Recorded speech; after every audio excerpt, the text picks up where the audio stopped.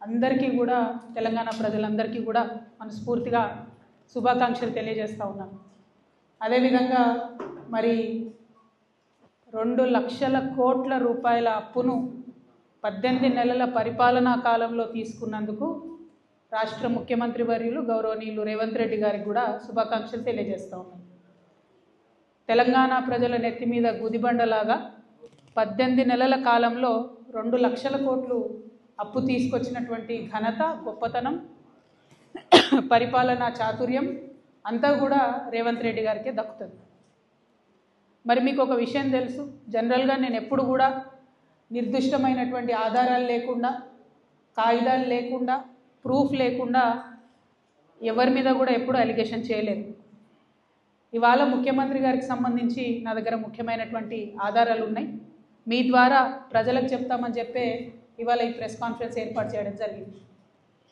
ప్రత్యేకించి మన రాష్ట్ర ముఖ్యమంత్రి గారు ఎప్పుడు ఒక మాట చెప్తూ ఉంటారు, మేము అప్పులు తీసుకొచ్చిన అప్పులు ఏం చేస్తున్నామంటే కేసీఆర్ గారు ఇదివరకు తీసుకొచ్చినటువంటి అప్పుల్ని తిరిగి చెల్లిస్తున్నాం, నెలకు 6,500 కోట్లు రుణాలను మేము తిరిగి చెల్లిస్తున్నాం, కాబట్టే మేము పెన్షన్లు ఇవ్వలేకపోతున్నాం, కాబట్టే మేము ఫీ రీఎంబర్స్మెంట్ ఇవ్వలేకపోతున్నాం, కాబట్టే మేము హాస్పిటల్లో మందులు పెట్టలేకపోతున్నాం, సూది దూది లేనటువంటి పరిస్థితిని తీసుకొచ్చినాం, దీనికి అంతటికీ కేసీఆర్ గారి కారణమని చెప్తారు. మేము అది ఇదివరకు కూడా ప్రెస్ మీట్ పెట్టి కాగితాలు చూపించి మీరు 6,500 కోట్లు కాదు నెలకు 1,200 కోట్లు కూడా కడతలేరని చెప్పి ఎక్స్పోజ్ చేయడం జరిగింది. అప్పుడు రాష్ట్రంకి రేవంత్ రెడ్డి గారు తెచ్చినటువంటి అప్పు 1,50,000 కోట్లు ఉండే. ఇప్పుడు రేవంత్ రెడ్డి గారు తీసుకొచ్చిన అప్పు 2 లక్షల కోట్లకు చేరింది. ఆయన 2 లక్షల కోట్లు తీసుకొచ్చినా కూడా పెన్షన్ అయితే ఇస్తలేడు, ఆడపిల్లలకు మహాలక్ష్మి పథకం అయితే ఇస్తలేడు. మనమేమనుకుంటాం, పోనీ ఇంకా కూడా అప్పులు కడుతురేమో అనుకుంటాం. అయితే ఆర్ఈసి, రూరల్ ఎలక్ట్రిఫికేషన్ కార్పొరేషన్ అనేటటువంటిది దేశంలో ఒక సంస్థ ఉంటుంది. ఆ సంస్థ అన్ని రాష్ట్రాలకు కూడా రుణాలు ఇస్తూ ఉంటుంది, పెద్ద పెద్ద ప్రాజెక్టులు కట్టడానికి. అది ఇరిగేషన్ ప్రాజెక్టులు కావచ్చు, ఇంకోటి కావచ్చు ఇస్తూ ఉంటుంది. ఆ రూరల్ ఎలక్ట్రిఫికేషన్ కార్పొరేషన్ అనేటటువంటి సంస్థ కేసీఆర్ గారు ఉన్నటువంటి సందర్భంలోనే కాళేశ్వరం ప్రాజెక్టుకు, అట్లనే ఇతర చిన్న చిన్న ప్రాజెక్టులకు, అది దేవాదుల కావచ్చు, తుపాకులగూడెం బ్యారేజ్ కావచ్చు, ఎస్ఆర్ఎస్పి వరద కాలువ కావచ్చు, వీటన్నిటి కోసం ఇంకా కొంత అప్పు వాళ్ళ దగ్గర మనం తెచ్చుకున్నటువంటి అప్పు కేసీఆర్ గారు ఇమీడియట్గా ప్రాజెక్టులను కడుతూ అప్పును కూడా వాళ్ళకి కట్టాల్సినటువంటి కిస్తులు ఏవైతే ఉంటాయో, ఇన్స్టాల్మెంట్లు ఏవైతే ఉంటాయో, ఈఎంఐలు కట్టుకుంటూ పోయినారు కేసీఆర్ గారు. అందుకని ఆ సంస్థ కేసీఆర్ గారికి 2022లో మనకు ఏ గ్రేడ్ ఇచ్చింది అంటే ఎప్పటికప్పుడు అప్పు బాధ్యతాయుతంగా చెల్లిస్తున్నటువంటి రాష్ట్రాల్లో ఒకటిగా కేసీఆర్ గారు ఉన్నటువంటి సందర్భంలో ఏ గ్రేడ్ ఇచ్చింది. ఏ గ్రేడ్ సిబిల్ రేటింగ్ ఇచ్చింది కాబట్టే కేసీఆర్ గారు ప్రాజెక్టులకు కట్టాలనుకున్నప్పుడు మళ్ళీ తిరిగి ఆయనకు అప్పులు పుట్టింది, మన రాష్ట్రం కూడా నంబర్ 1 స్థాయికి పోయింది. ఇక రేవంత్ రెడ్డి గారు వచ్చినాక ఏం చేసిండ్రు, అక్టోబర్ 10, 2024 నాడు ఇదే ఆర్ఈసీ సంస్థకు ఉత్తరం రాసింది. ఆ ఉత్తరంలో కేసీఆర్ గారిని బాగా పొగిడింది.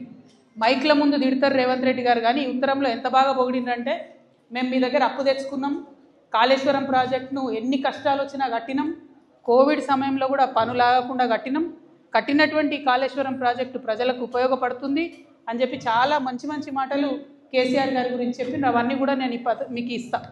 అయితే ఇందులో రేవంత్ రెడ్డి గారు ఏం అడుగుతారు అని అంటే, మన రామకృష్ణారావు గారు రాసిర్రు ఉత్తరం ఆర్ఈసీకి, లోన్ని రీస్ట్రక్చర్ చేయండి అని అడిగింది.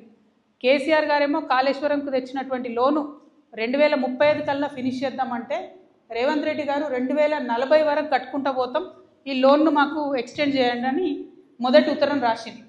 తర్వాత వాళ్ళు మళ్ళీ రిప్లై రాసింది, మేము మీకు లోను పెంచలేము, మీకు 2035 లోపలనే మీరు ఫినిష్ చేసుకోవాలి, మీరు కట్టాల్సినటువంటి కిస్తులన్నీ టైంకి కట్టాలి అని చెప్తూ రాస్తూ వాళ్ళు ఒక అలిగేషన్ చేస్తారు. ఏమనంటే, గత 3 నెలలుగా, అంటే ఇది 2024లో వచ్చినటువంటి ఉత్తరం, జరుగుతున్నటువంటి ఉత్తర ప్రత్యుత్తరాల్లో వాళ్ళు ఏమంటారంటే, మీరు డెట్ సర్వీసింగ్లో కన్సిస్టెంట్గా డిఫాల్ట్ చేస్తున్నారు, అంటే మీరు కట్టాల్సింది కడతలేరు, 3 నెలల కాలంగా మీరు కట్టాల్సింది కడతలేరు, ఆర్బీఐలో ఒక్కరోజు లేట్ అయినా కూడా మా సంస్థకు చెడ్డ పేరు వస్తుంది, కాబట్టి మీరు తక్షణమే అప్పు చెల్లించండి అని చెప్పి వాళ్ళు నవంబర్ 2024లో రాసింది.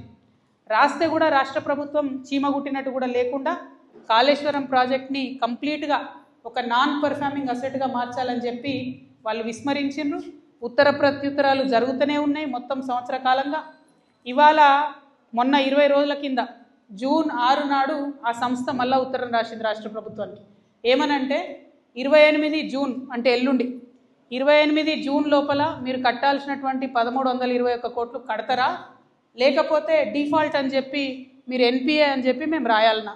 అట్లా రాస్తే వాళ్ళు క్లియర్గా చెప్తారు, మీ రాష్ట్రానికి ఇబ్బంది, మా సంస్థకు కూడా ఇబ్బంది, ఇద్దరి రేటింగ్స్ కూడా పడిపోతాయి, దయచేసి వెంటనే కట్టండి అని చెప్పింది.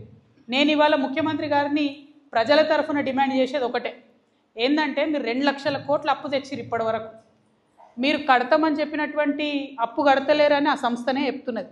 ఏం చెప్తొచ్చిరు మీరు? కాళేశ్వరంలో 1000 కోట్ల అప్పు కేసీఆర్ తెచ్చి నేను కడుతున్నాను, కడతలేరన్నానని నేను ఆధారాలు ప్రెస్ మిత్రులకు ఇస్తున్నా, పత్రికా మిత్రులకు ఇస్తున్నా. మరి ప్రభుత్వం ఇప్పుడు జవాబు ఏం చెప్తుంది? మీరు ప్రాజెక్టులకు డబ్బులు వాపసు కడతలేరు, ప్రజలకు పథకాలు ఇస్తలేరు, మరి ఎక్కడికి పోతున్నాయి తెచ్చిన డబ్బులు? ఎందుకు రాష్ట్రం మీద అప్పులు తీసుకొచ్చి ఎక్కడికి మళ్ళీ ఇస్తున్నారు? దానికి కూడా ఒక ఆధారం చెప్తా, కాగితం వచ్చినాక ఇంకా బాగా చూపిస్తా. కానీ జరుగుతున్నది ఏంటంటే, ఒక కొడంగల్ లిఫ్ట్ ఇరిగేషన్ స్కీమ్ అని పెట్టిరు ముఖ్యమంత్రి గారు, పెట్టి 2 సంస్థలకు ఇచ్చిరు. అది ఒకటి మెగా కృష్ణారెడ్డి గారికి, ఇంకోటి పొంగులేటి శ్రీనివాసరెడ్డి అన్న గారి కంపెనీకి ఇచ్చింది. కేసీఆర్ గారు 10 సంవత్సరాల పరిపాలనలో ఏదన్నా ప్రాజెక్టు తలపెడితే అడ్వాన్స్ ఇయ్యలే ఎప్పుడు. సార్ పని చేయండి పైసలు తీసుకోండి అన్నారు, కానీ కాంట్రాక్టర్లకు ఎప్పుడు అడ్వాన్స్ ఇయ్యలే. రేవంత్ రెడ్డి గారు వచ్చి ఏం చేసిరు? ఇద్దరు సంస్థలకు కలిపి దాదాపు 1200 కోట్ల అడ్వాన్స్ ఇచ్చేసిరు. కానీ ఆ కొడంగల్ లిఫ్ట్ ఇరిగేషన్ స్కీమ్లో ఇప్పటి వరకు ఒక్క చెంచా కూడా మట్టి తీయలేదనేటటువంటిది వాస్తవం, ఎవరికి కూడా కాదనలేనటువంటి వాస్తవం. అయినా కూడా 600 కోట్లు ఇచ్చేసిండ్రు, ఒక్కొక్క సంస్థకి 1200 కోట్లు మొత్తం కాంట్రాక్టర్లకు వెళ్ళిపోయినాయి. అంటే దీనివల్ల మనకేం అర్థమవుతున్నది? ఈయన అప్పు బయటకు వెళ్ళి తీసుకొస్తారు, ఆ తీసుకొచ్చిన అప్పు కాంట్రాక్టర్లలో పోతుంది, కాంట్రాక్టర్ల దగ్గరికి వెళ్ళి వీళ్ళకి వచ్చే కమిషన్లు వీళ్ళకి వస్తాయి, కానీ రాష్ట్రానికి మాత్రం చెడ్డ పేరు వస్తున్నది, ప్రజలకు మాత్రం పెన్షన్ వస్తలేదు, విద్యార్థులకు మాత్రం ఫీ రియంబర్స్మెంట్ వస్తలేదు. అందుకే ఇవాళ తెలంగాణ జాగృతి తరఫున ఇవన్నీ రేవంత్ రెడ్డి గారి అవినీతి నిరూపితం అవుతున్నది. కాబట్టి ఇవాళ రేవంత్ రెడ్డి గారికి మేము ఒక బిరుదు ఇద్దాం అనుకుంటున్నాం తెలంగాణ జాగృతి తరఫున. అంతకుముందు కాంగ్రెస్ పార్టీలో ఒక ఆయన ఉంటుండే పెద్ద నాయకుడు, ఆయనకు రాజా ఆఫ్ కరప్షన్ అని పేరుండే. ఈయననేమో రేవంత్ రెడ్డి గారు ఆ రాజాని దాటిపోయారు, రాజులకే రాజు బాద్షాంకే బాద్షా పని చేయను. ఈయనకేమి ఇవ్వాల బిరుదు? మరి రాజులకు రాజు అంటే చక్రవర్తి అంటారు. అందుకనే తెలంగాణ జాగృతి తరఫున ఇవాళ రేవంత్ రెడ్డి గారికి అవినీతి చక్రవర్తి అనేటటువంటి బిరుదుని ఇస్తున్నాం. ఈ అవినీతి చక్రవర్తి గారి అవినీతి భాగోతం అంతా మీకు తెలుసు. నేను సమాచారం లేకుండా మాట్లాడను, మీకు తెలుసు నేను ఆధారం లేకుండా మాట్లాడను. ఖచ్చితంగా ఒక 1.5 మంత్లో అవినీతి చక్రవర్తి గారి అవినీతి భాగోతం అంతా కూడా ఒక మంచి బుక్ వేసి తెలంగాణ ప్రజలందరూ కూడా జాగృతి తరఫున పంచడం జరుగుతుంది. ఇలా బాధ ఎందుకు అవుతుందంటే, తెచ్చినటువంటి అప్పుతోని రాష్ట్రం బద్నామవుతుంది, కానీ అన్ని వ్యవస్థలు కుప్పగూలుతున్నాయి. విద్య వైద్యం లాంటి మౌలికమైనటువంటి వ్యవస్థలు. ముఖ్యమంత్రి గారు సొంత జిల్లా పాలమూరు యూనివర్సిటీలో నిన్న పైసలు ఇస్తే కానీ ఫుడ్ పెట్టమని చెప్పి ఆడికెళ్ళి మెస్లకెళ్ళి వెళ్ళగొడితే విద్యార్థులు పోయి గేటు కాడ ధర్నా చేశారు. నిన్న కాకతీయ యూనివర్సిటీలో విద్యార్థులు ధర్నా, ఎందుకంటే ఇంటిగ్రేటెడ్ స్కూల్ కోసం మధ్యలో జాగా తీసుకుంటామని. ఇక స్కూల్ పిల్లల పరిస్థితి మీకు తెలుసు. ప్రైవేట్ బడ్జెట్ స్కూళ్లకు 150 కోట్లు ఇచ్చేది ఉంది, ఇయ్యలేదని పేద పిల్లలు వాళ్ళు బయటకు వెళ్ళగొట్టేటటువంటి పరిస్థితి ఉన్నది. 8,000 కోట్లు ఫీ రియంబర్స్మెంట్ బకాయిలు ఉన్నాయి. అంటే విద్యకు వైద్యానికి కూడా ఎండబెట్టి మీరు కాంట్రాక్టర్ల కడుపు నింపుతున్నారు, కమిషన్లు తీసుకుంటున్నారు. కాబట్టే ఇవాళ మిమ్మల్ని అవినీతి చక్రవర్తి అని